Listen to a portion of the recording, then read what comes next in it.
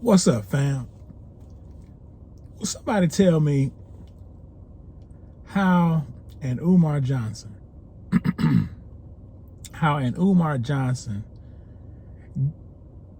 gets a platform to talk about anybody?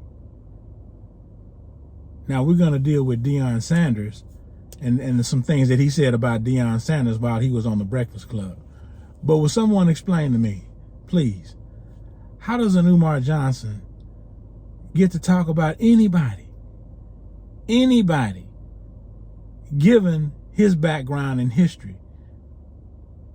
Now, he's going to take shots at Deion Sanders for what he has done and accomplished at Jackson State University.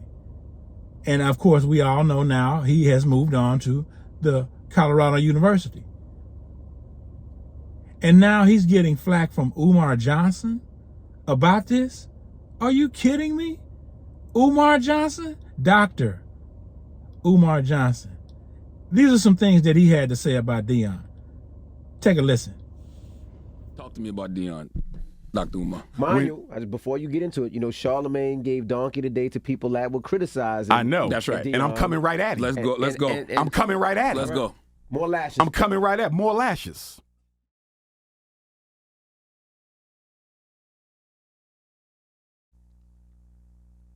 When Deion Sanders stood against Colin Kaepernick's protest in 2016, I branded him a Negro peon. He did? Yes, he did. He said he did. I saw him say it out of his mouth on an interview. He said he should not have taken that knee. It was wrong. Deion Sanders. I put him in the Negro peon camp because he didn't stand with Colin Kaepernick. If you're not going to stand for nothing, who are you? So I love that, but understand that has repercussions. Now, is he ready to pay those repercussions? Because honestly, you cost owners in their mind a lot of money. A lot of people were turning the channels because guys were not standing for the national anthem, old school persons that were NFL fans as well. So you kind of put the NFL in a little disarray momentarily until that wave kind of left. Now you're saying, you know what, I'll stand for the national anthem. I'll do this. And the owners are like, no, we wanted you to stand last year, not this year. So you're going to have to suffer the repercussions. Is it right? No, it's not whatsoever. But I do understand. Have you talked to Colin? No, I haven't. What would you say to him if you were to speak with him? He's really going to have to send a letter to all 32 teams, including the commissioner, explaining what's what. And once he looked back on it, was it really worth it? Because he's going to have to say it was, because it was a tremendous stance that he took, and we applaud him for it. But those repercussions are real. And what really transpired within the confines of the NFL, not to mention you haven't had a lot of success on the field. Not saying that's all your fault, because every quarterback they've placed behind the center in San Francisco has failed. So that's not just you. That's a system, that's players, that's organization, that's structure, which they did something about. Now, you just heard that. Clearly, he was wrong. He was wrong. So he's on this platform, i.e. Breakfast Club, discrediting a man who has done so much for the people that he works with, for the kids that he's serving as their head coach.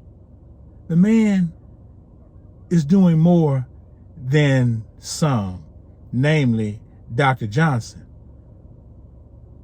And yet he is allowed to sit here on this platform and opine about who Deion Sanders is as a person. He gets to disparage this man's integrity and credibility without any substantial proof. Oh, are we on the same planet? When we sit here listen to this, I'm like, this dude is either on something or off something. When I heard Deion Sanders was taking the job, I said, okay, I'm going to give him his black pass back. When I heard Deion Sanders was taking the job, I said, okay, I'm going to give him his black pass back. Why is it that in our community, in this case with Coach Prime, why is it getting a better job considered borderline, and some will even say selling out? Why is that in our community? In any other community, in any other context, people are getting patted on the back, a hand shaking, people are going out celebrating, eating, drinking, and what have you. But in our community, Deion Sanders is scoffed at by a Dr. Umar Johnson. I know everyone loves Umar Johnson, still trying to figure that out, but they have love for him. In spite of his, dealings going on with this school that he was supposed to have built years and years and years ago from the donation that he collected years and years and years ago, that no one seems to know where the money is. But here he sits on the Breakfast Club going in on Deion Sanders, a man who has obviously operated with integrity most, if not all, of his life. Because he would have been on the news. He would have been in the news, right? Do y'all recall anything he's done lately? We can recall what Dr. Umar has done lately, right? Let's not go there. I digress. He said it on 60 Minutes. He said that. No, he said he may be leaving. He did not say he was leaving after 3 years. No, he said that if a Power 5 school comes office, along, yes. I have to entertain it. I would be a fool not to. And Deion has That's always not been the same. No, Deion has always been transparent and open about what his goals were. That is not, no, I disagree with you. He told them if it comes his way, he would have to entertain it. He never said I would leave you that soon. He never said I can be gone in 3 years. What happens when a Power 5 school says, give us a number, we'll make it work? I'm going to have to entertain it. You are. Yes, I'm going to have to entertain it. Straight up. Well, I'd be a fool not to. His contract was I'm only going to tell you for 4. why it matters. I'm about to tell you right now why it matters. Because he damn wrong. Now, if he told them, if I'm going to go back and study some more, I'm going to go back and study some more. But from what I seen him say, he was not that direct. But if he was, and that's not what I saw, so we disagree there. Listen carefully at Dr. Johnson. He says, I'm going to go back and study. He says that a couple of times, which only means he hadn't really seen the video in its proper context. And yet here he sits talking about this man as if he's seen the entire video.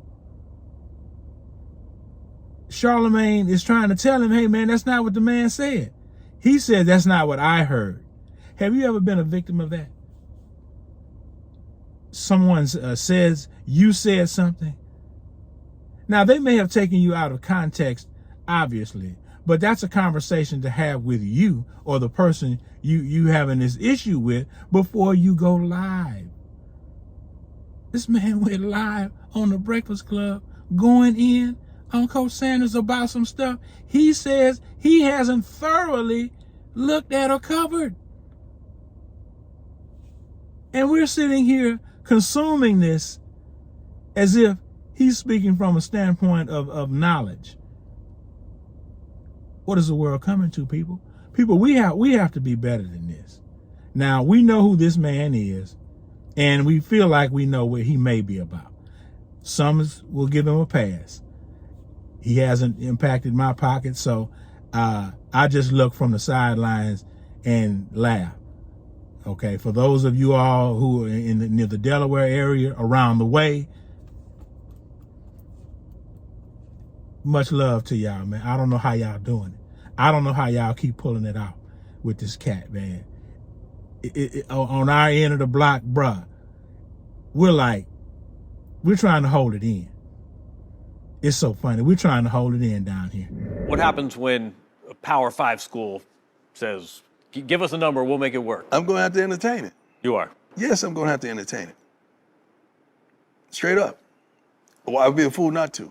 He's still wrong, but it's a low level because at least you was transparent and you gave him informed consent. Mm-hmm. They knew you could leave at any time. That's right. Okay? Still wrong. I'm explaining in a minute. Mm-hmm. Now, if he didn't tell them that, okay, And I'm hearing from people who know athletes on that team that they were not told it that way. They weren't listening. And they're upset. Because he said that on 60 Minutes. Okay? He didn't say it that way, Charlamagne. I Yes, saw he that. did. When a Power 5 school says, give us a number, we'll make it work. I'm going to have to entertain it. You are. Yes, I'm going to have to entertain it.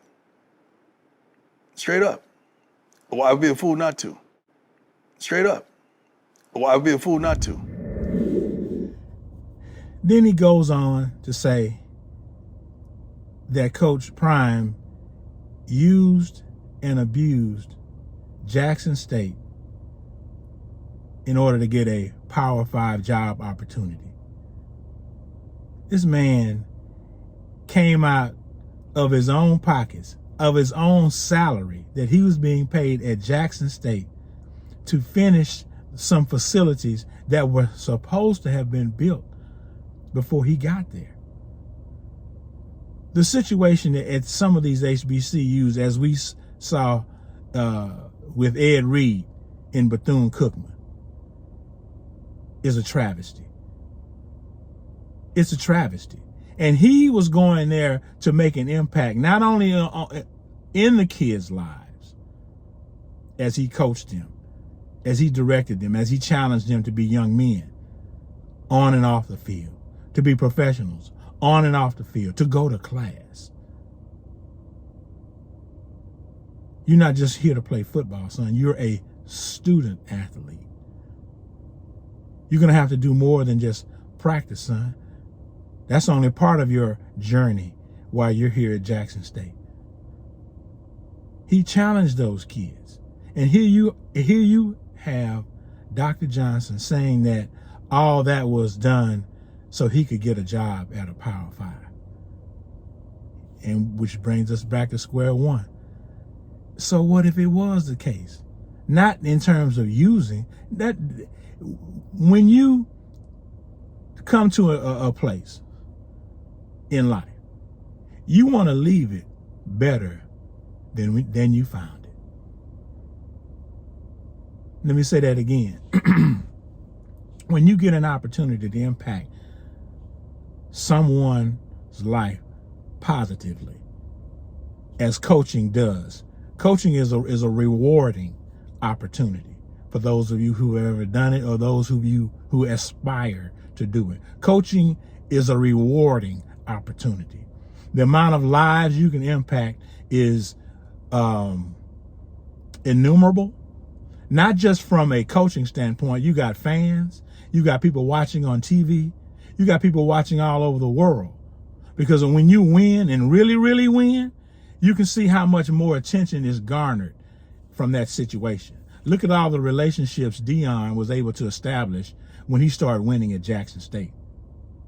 Everyone is saying, well, he leveraged his relationships. No, he did. Let me take that back. He did leverage some relationships, but it was on the back of winning.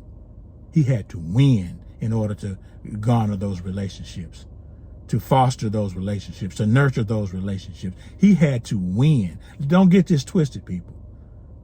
Everyone wants to be a part of a winning situation.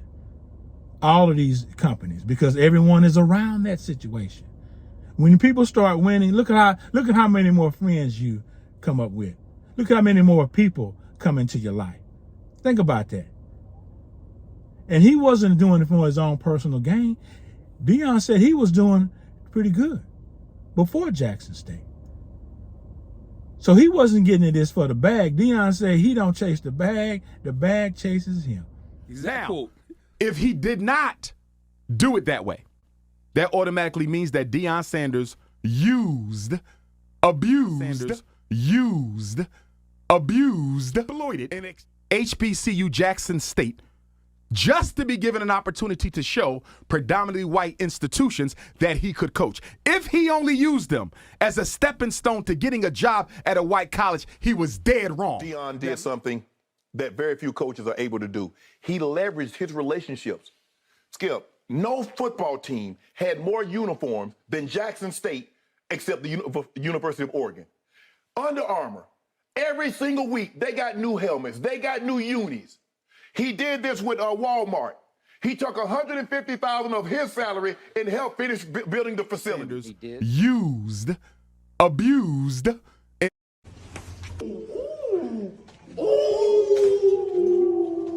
It's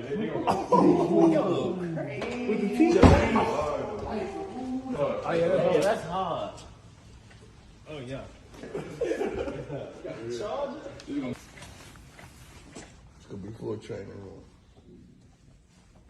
Whoa. This is gonna be nutrition lounge. It's gonna be the lounge. You're gonna see tables and chairs, but you're gonna have games. You're gonna have probably several TVs on the wall so the kids can play PlayStation. You have 2 barber chairs. A few barbers, we need you on the rotation. We did this. Prime, I got a question. How do I get to the pros? You work, man. Sanders used, abused. He leveraged his relationship with American Airlines, so when they had to travel great distances, they flew American Airlines. He had a great relationship with Michael Strahan, so he said, hey, Stray, can you do me the solid? Hook the boys up with jackets and slacks, so we don't look like an all-tournament team when we're on the road. Used, abused, We want to have a special thanks to my man Michael Strahan, who is going to have us so clean that we're dirty. What is happening right now is this Michael Strahan collection is just blessing our whole entire team. The DBs are first, you know that. The DBs are first. So we're getting the DBs, they're going to be fitted. They're going to get the blazers. That's not the colors. We can't get you all the colors yet that we're going to rock. They're going to have the blazers, the slacks, the shirt, the ties, pondering the thought of the shoes. But we promise you, they're going to be so clean, they dirty when we step off that plane in Miami for the Orange Blossom Classic. used, abused.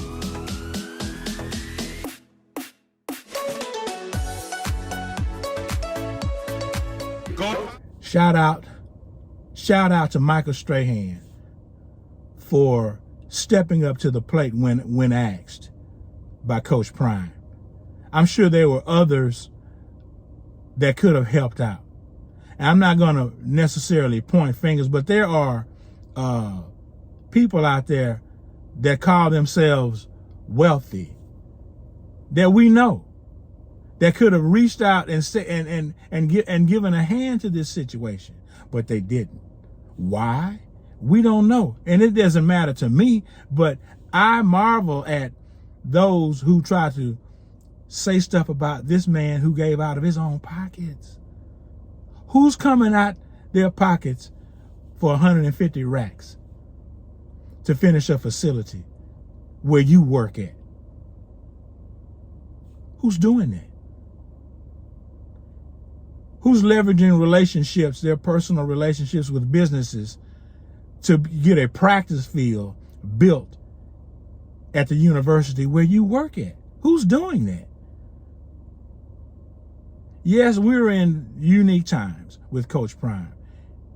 He's showing HBCUs what they are capable of when they're winning, of course. Now, these companies are not just going to do that just because you're an HBCU. Winning will help. Going 6-6 is not winning. Winning the SWAC back-to-back helped out tremendously. We all saw the story. Shout out to Well Off Media. Dion Jr., you're putting in the work, man, and we watching. Shout out to you all and for taking us along this journey with you all. Y'all are rewriting the books in terms of history and I guess a biography of a journey from coaching Little League, coaching high school, coaching to college, to an HBCU, now to the University of Colorado. Thank you for taking us with you all on that journey. It's inspiring, obviously, to not only myself, but to other content creators as well. He did that. He did that. And still, we get opportunities. We say, ooh, we want guys to get opportunities. We want our black coaches to get opportunities. He gets an opportunity. He takes the opportunity, and now you mad. He brought Who's mad? a lot of blacks that blow up, they're upset, man, he lied. You see you see how they held us more accountable? They don't never say, Wait, who's they?